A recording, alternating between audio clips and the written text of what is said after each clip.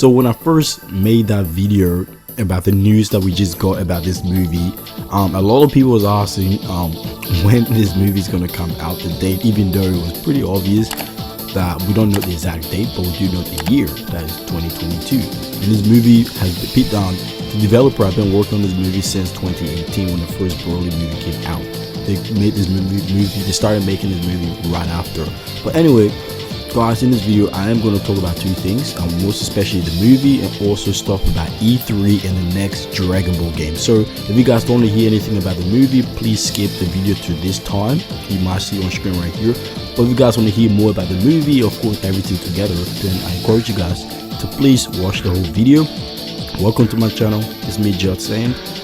Please subscribe if you're new, and especially if you're a Dragon Ball fan, because right now things are going quite good for us. But anyway, let's begin. So this movie, okay, we know this movie is going to be a lot similar to the Broly movie in animation, not so much the story, but with animation, the same animation style we saw from the Broly movie, we definitely going to see it in this movie. But the main focus I want to talk about is what Toriyama actually said in the draft information he gave us, or giving his own feedback.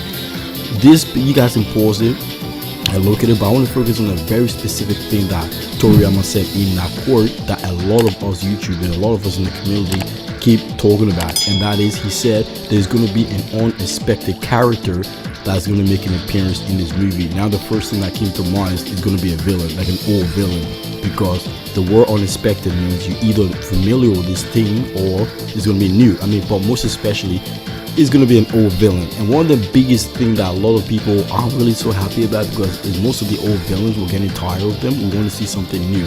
It's one of the main reasons why Frieza is still alive in Dragon Ball, because he's a cash grab and they need Frieza basically in the story of Dragon Ball, which is pretty sad. But anyway, one of the biggest one a lot of people want to see is actually Cooler. Now Cooler is obviously the brother of Frieza, the older brother, as we know from the movie. Cooler is not really canon to the main story because his movie doesn't intertwine with the timeline. It's a bit weird, but regardless, Cooler is Frieza's brother. Now his movie was pretty amazing, a lot of feedback, a lot of good stuff came out of that, but we didn't really learn much about Cooler himself. All we know was he's Frieza's older brother, and his father, he got another transformation of the Akosian race. It's not really canon the name Akosian, but it's what the fans made for Frieza race. But anyway, regardless, Cooler is someone I do think has a very good chance of being in this movie, because we didn't learn much about him. And the reason why I think we keep seeing Frieza around is because they're probably keeping Frieza for something epic, and that could be this upcoming movie, while introducing Frieza's brother as, you know, Cooler in the main canon of Dragon Ball, because they brought back Broly. He was a fan favorite. Cooler is also a fan favorite, I could see here, but something tells me, because of Dragon Ball Hero, I have a feeling this villain is going to be TURLES. I really do think this villain has the chance to be TURLES, because what we learn about the Tree of Might, even though that movie is really old, but they said that whoever eats the fruit from the Tree of Might becomes a god of destruction, when Beerus wasn't around during that time, but yeah, has the power of a god of destruction. So they could even introduce TURLES here as one of the missing Saiyan, giving that backstory of the whole Tree of Might. I think people will be happy, because TURLES has a huge fan base.